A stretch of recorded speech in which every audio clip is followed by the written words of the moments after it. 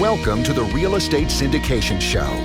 Whether you are a seasoned investor or building a new real estate business, this is the show for you.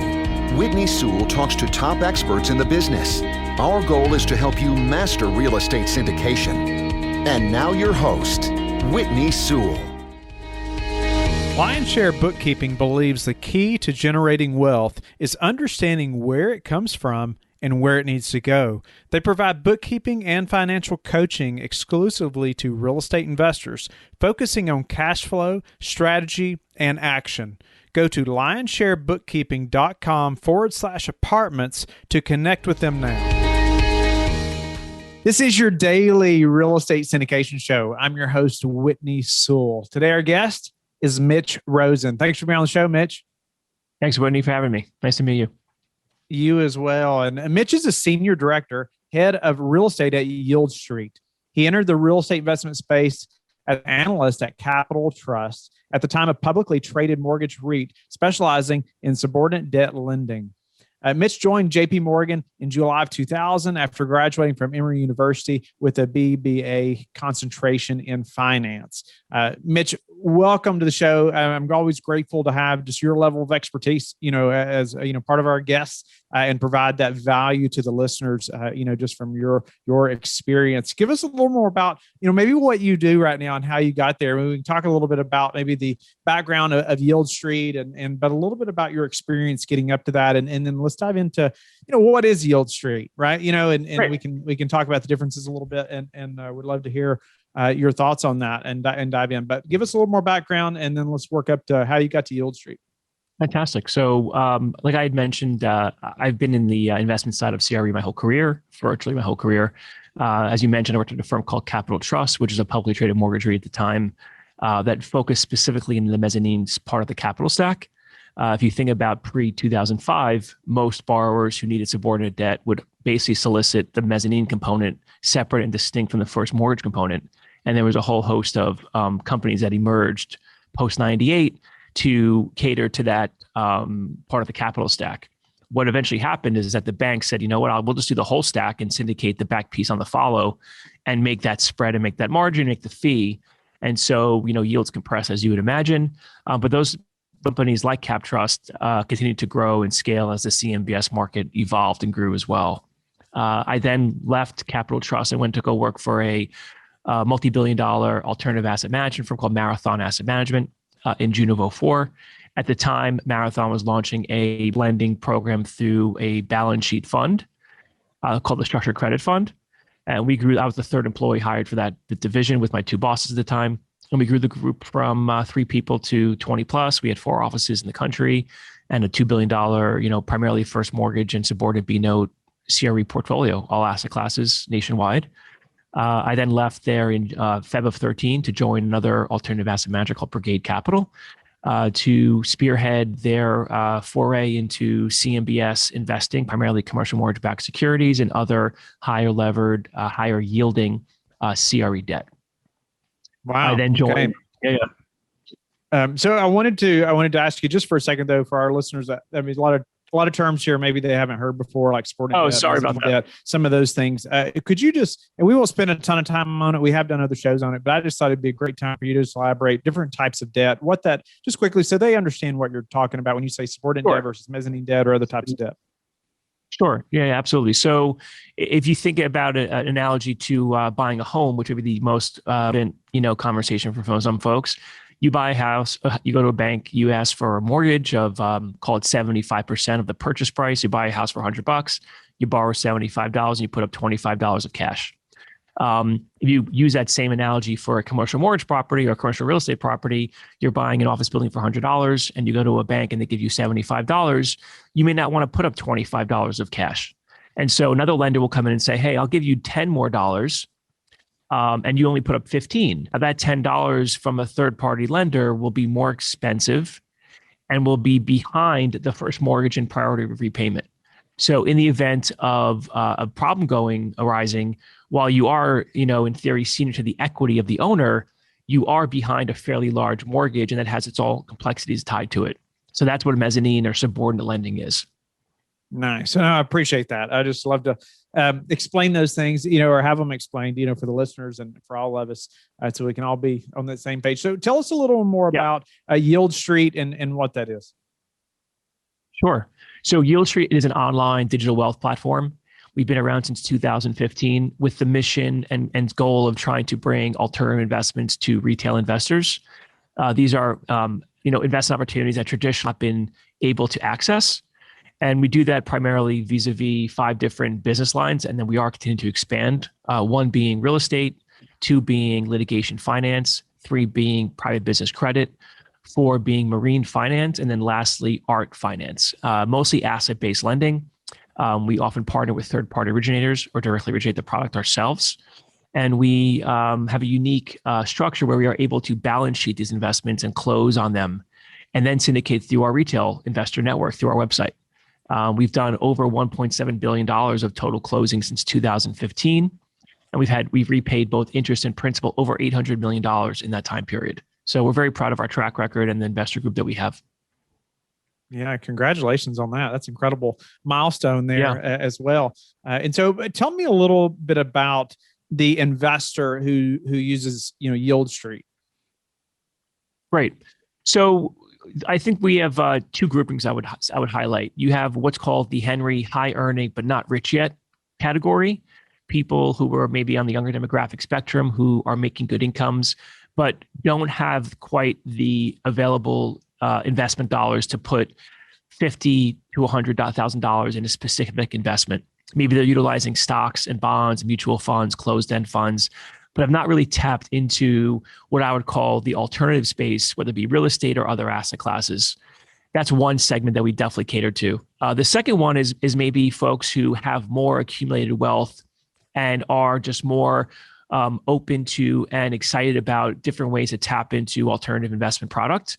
And the crowd has been a big source of that. And we've tapped into that network and grown that network through our interface and through our marketing and through our investment profiles. And so the goal is to, when we bring an investor on board, have it repeat investors, where they come in for one deal with low minimums, right? The key is low minimums, $10,000, $15,000, $20,000 per investment, which makes it highly accessible for a broad swath of users. Nice. How does this compare to a REIT? So a REIT is a tax classification, right? As you know, a REIT is required to pay over 90% or approximately 90% of their income distributions to their investors. We are not a REIT. Each investment stands on its own. So if we say close a $100 first mortgage loan and we syndicate it to our investor base, it's either going to be a K-1 statement or a 1099. So we're not issuing like equity shares, right? If you're buying a REIT, a public REIT on the stock exchange, you're buying equity in a public company.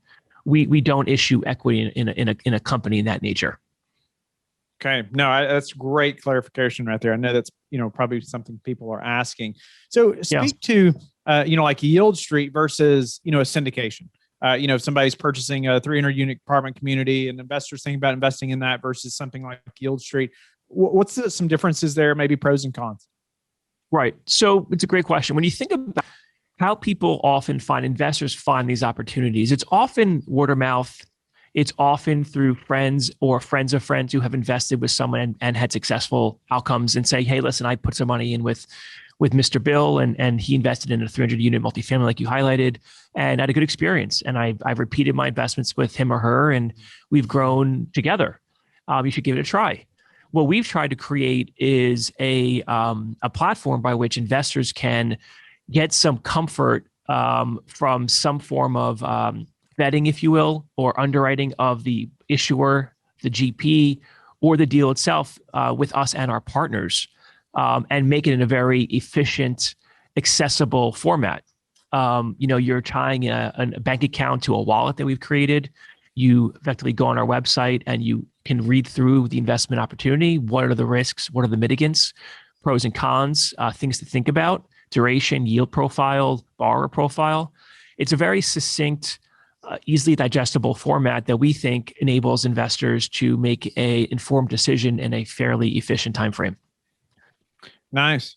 And what about any tax benefits, anything like that, or with something like a Yieldstreet? investment? So I mean, it depends. they don't own equity. That's why I was asking. Yeah. Are you hearing any background noise by chance? No, it sounds good to me. Okay, sorry about that. Maybe it's just my own. So, tax benefits often arise vis-a-vis equity investments, right? The ability to have a K-1 statement, which effectively can pass through depreciation and amortization. So reduce your taxable income from that specific investment. We are only now getting into the equity business, particularly in CRE. To date, almost every investment we've done has been in the form of either first mortgage debt, a mezzanine loan, or pref equity. And so you typically would not have the same kind of tax benefits that equity would provide. No, that makes sense. That's why I was asking, since there's no equity, but it's neat you all are getting into that as well. Since you all, or I guess, could you elaborate on the partnership? If an investor is looking at Yieldstreet, how do you all vet an operator? How do you determine that relationship? Things like that. Great, that's a great question. So the model to date and as it evolves has been that we want to partner with originating partners who have track records we could point to, who have some infrastructure on servicing and operations, who've demonstrated the ability to work out loans when things maybe go sideways, and have established relationships with borrowers and brokers. And our ability is our goal is to leverage those skill sets to partner with them and scale their business, have them focus less of their time on raising capital and more time making solid investments that we could leverage and grow with. And what we're selling to them, or what we're kind of pitch to them, is that, we could be a scalable partner for you as you grow your business. And if you were, historically capped by a fund, a small fund maybe, where you have concentration limits on property type, borrower, geography, or single investment exposure, maybe capped at 5 or 10%, we could be effectively an accordion limited partner, someone who can scale with you on a bigger loan, take a piece of that loan, and utilize your infrastructure to leverage that investment. And that's typically how we've done it. We've also done direct investments as well. Like I mentioned, I've had 20 years experience myself directly originating and underwriting loans. We've probably done about 15% direct. I'd say 85, at least in CRE, third party, vis-a-vis third parties. Nice. So what's your choice of asset class or at the moment? It's a great question. I think that evolves day to day. Sure. Certainly family industrial are ones that a lot of capital is chasing. I'm quite bullish on hotels personally. I do think that there will be a fairly robust recovery on the back of continued vaccinations and COVID, people getting more comfortable and feeling safer with particularly the upcoming summer season and going into the fall as the vaccination rates increase. I'm of the belief that non-business travel, leisure travel, vacations will be a fairly huge boom, if you will, post-pandemic. And I think resort communities and vacation destinations will really benefit off the back of that. I don't see that same kind of velocity of travel in, call it urban business hotel type product. Office is really the biggest wild card, I would say. I think retail, everyone's talked about it ad nauseum. It's challenged. It's systemic. It's not going to benefit from a boom. Move more and more spending habits and move to online. The shopping experience in most retailers is a lot of friction costs and time and waiting. I don't enjoy shopping in a store for the most part. I think most people don't either. So I think a lot of the companies want to evolve.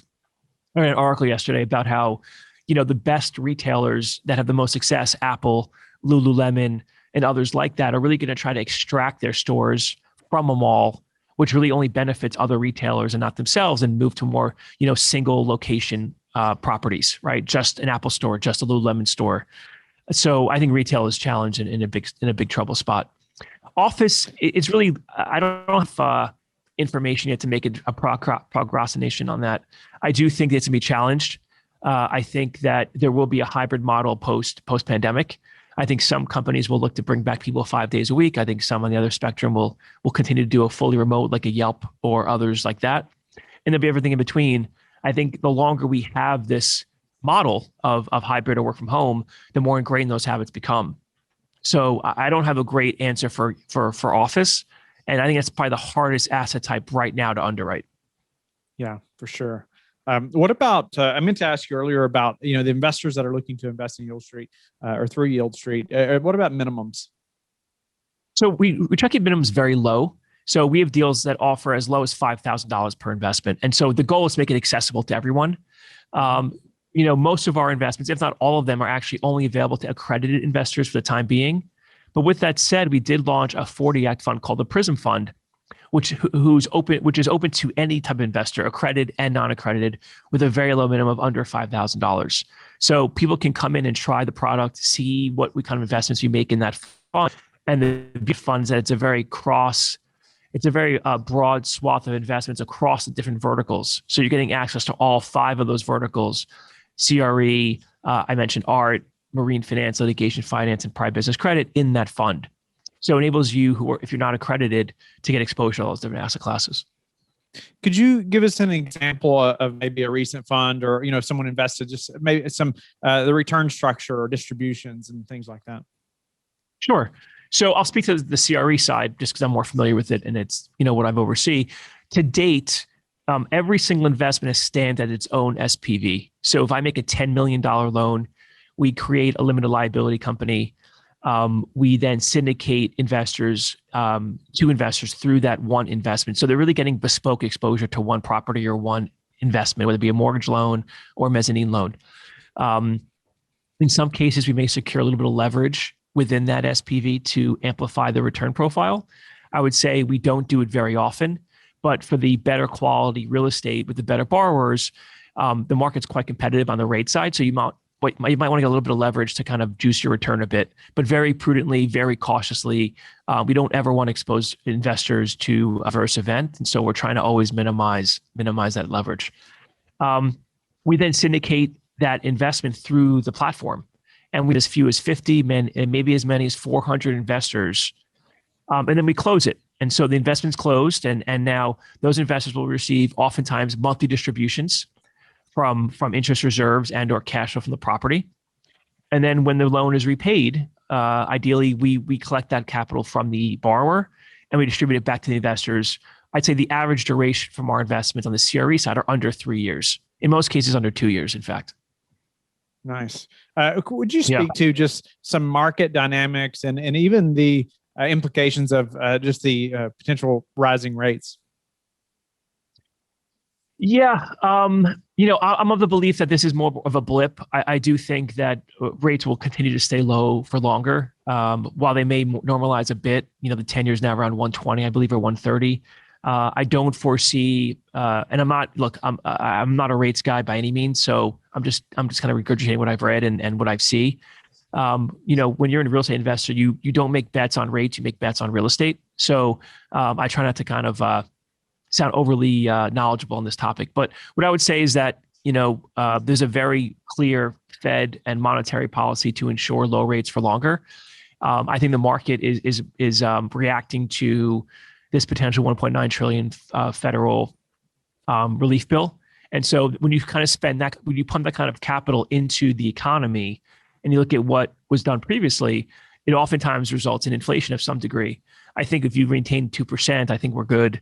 I don't see it really spiking much higher, but I mean, rates do have to normalize. But, if you get a mortgage at 2.2%, that probably is not a safe spot to be as asset bubbles. What about just your predictions for the commercial real estate market over the next 6 to 12 months or even next quarter? Yeah. I don't think much is changing in the next quarter. There was a great article in Bloomberg this week about, what the term was purgatory, which is really where a lot of CRE investments stand, right? You have a whole host of federal action and state action that have prevented lenders from exercising remedies against delinquent borrowers, whether it be in any property type, retail, office, industrial. If those borrowers in default, most states' court systems are closed. So you've been forced as a lender to work with a borrower to craft a forbearance, a modification, some form of workout. And I do think, looking from March to November of last year, that was the right thing to do, right? This was not of anyone's doing. And as long as the borrower worked in a constructive way, at least speaking from my standpoint, we've worked with them. At this point now, looking a year in, You want to see some type of additional commitment by a borrower to a property that's been delinquent or defaulted, right? Maybe more capital, maybe some type of guarantee, just something to show that you're invested in the property and seeing it come through. And I think we're at an inflection point now where banks and other lenders probably have reached their tipping point. And they need to kind of do something about a loan that's on their books that's not accruing interest, it's not being paid interest, maybe taxes delinquent. At that point, I think there's action that has to be taken. I would also add that some folks have read that the courts have recently opined that the CDC guideline on the moratorium for evictions is non-constitutional. So I do think that's going to have an impact as well. If you've been a renter who've not paid rent for 9 to 12 months, this could result in people being, removed from their homes or having to true up their rents and work with their landlords. So I think a lot is going to happen from now until December of 2021. There's been a whole talk of distressed, right? It's a very popular buzzword, distressed, buying distressed notes, buying distressed real estate. I will tell you that we've seen very little to no material distress in the market. And again, that's because of the policies of the federal government and state governments holding off remedies. If those do get lifted, you will see foreclosure notices, you will see keys given back on properties. But I do think it's still 6 to 9 months out. I don't think it's imminent. You mentioned earlier, about like repeat investors, and that's important in any of our commercial real estate businesses, right? We strive to have repeat investors. Could you just speak to that a little bit about how Yieldstreet operates and performs to ensure repeat investors and that investors are satisfied? I think it starts with performance, right? You want to put investors in opportunities that perform in line with expectations, and we're not a loan to own shop. Our business model is to ensure principal protection for our investor base, to work with good borrowers and partners, and to get the cash flow and the current coupon that our investors seek. Oftentimes, right? This is supplemental income that they want to amplify if they're getting 1% to 2% from a savings account, even less than that, frankly. Money market funds are basically at 0% rates. If we could provide them with an attractive cash flowing return with repayment upon on maturity, that I think garners goodwill and garners repeat business. And they come in, they try one investment, maybe 2 or 3, and they get comfortable with it. They see the efficiency, they see the process, they get comfortable with that process. Familiarity breeds comfortability, and they come back and invest more. That's really the way that we create enterprise value here at Yieldstreet, not just for our equity investors in the company, but for our users. And that's really the key. Nice. And anything else about the platform itself that you want to highlight, just for us that are not familiar with it yet, that would be beneficial before we move to a few final questions? Yeah, I would say that what makes us unique, there are plenty of different real estate crowdfunding platforms out there. There are very few, if any, that I know of. We think we're the only one that has really broad exposure to multiple different asset classes. And so you think about one location to try a bunch of different product types. And again, I mentioned private business credit. I mentioned art, which is very unique, right? There's actually an article recently about art finance really growing as very affluent owners of art have tapped their art for cash flow. Right. And so we're unique in that positioning, right? We have asset classes that others do not. I would also add that we are not a traditional crowd platform in the sense that we do have a balance sheet. So when we make an investment, we close on that investment and warehouse it on our platform, on our balance sheet, and then syndicate it on the follow. Whereas other platforms are really at best efforts, more of a broker capacity. They're going to post that investment to the website, solicit capital from the investors, collect that capital, and then close on the investment. So from a counterparty perspective, we think we provide our partners with a lot more confidence that we're going to be there, close on time with the borrower, have money funded in escrow and title, and then we're going to be responsible for syndicating that risk after we close. That's also a unique feature, I think. That is unique, and I appreciate you elaborating on just that timeline and laying that out. Mitch, Yeah. Do you have any daily habits that you are disciplined about that have helped you achieve success? Yeah, I saw that question in advance of this, and I kind of resonate with it. I don't, to be honest. My viewpoint in life is work with good people, right? Life's too short to deal with people who just won't treat you well. Treat people with respect, kindness, be gratitude, have a lot of gratitude, appreciate everything you got. I do have friends who really have all these different kind of alternative. They meditate, they take cold showers, they exercise religiously every day. I've kind of vacillated through different parts of those things. But I think trying to just stay grounded is really the key that I have found. And it's not so easy all the time, right? Anxiety, stress, life throws curveballs at you at different points in time. And having a good support network to deal with those, I find, and working hard. I'm a hard worker. I like what I do. That's also, actually, I'll end on that note. Enjoying what you do. I enjoy coming to work every day at Yieldstreet, working the team that we have. Good people who really want to see this company succeed and grow and help our investor base. That's really important. What is your best source for meeting new investors right now? It's things like this. It's trying to get the word out and making people aware of who we are, what we do, and what value add we can provide to them. Again, I think about my own investment habits. 5-6 years ago, it was really the same things that my parents did. It was bonds, it was stocks, it was mutual funds, it was closed-end funds. More of a push model, a selling model to you. I think people nowadays, particularly the younger generation, really want to control their own habits and their own investment parameters. And there's a lot of companies out there that try to target that. And we think we're one important component of that pie, right? I don't think stocks and bonds should be removed from a person's investment portfolio, but I don't know if the old 60-40, 70-30 split is still the way in which to do it. You think about family offices or very affluent, high net worth families.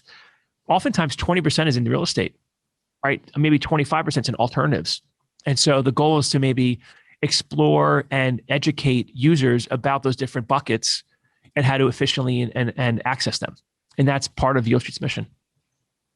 Nice. Well, Mitch, it's been a pleasure to meet you and just hear about your path. I mean, through commercial real estate and 20 years plus, and different things about debt that you laid out that I feel like all of us should be familiar with when you're in the commercial real estate business. So a lot of listeners, getting started, it's great for them to hear those things. And just talking about Yieldstreet versus syndication, vetting operators, minimums, returns, repeat investors, all those things that you all are doing very well. And so we're grateful to have met you and have you on the show. Tell the listeners how they can learn more about you and Yieldstreet. Fantastic. Well, I want to say thank you as well, Whitney, for taking the time and having me on this nest. Great job. I've watched a bunch of them, and you do a great job. So it's a good service for your users to learn more. So thank you for that.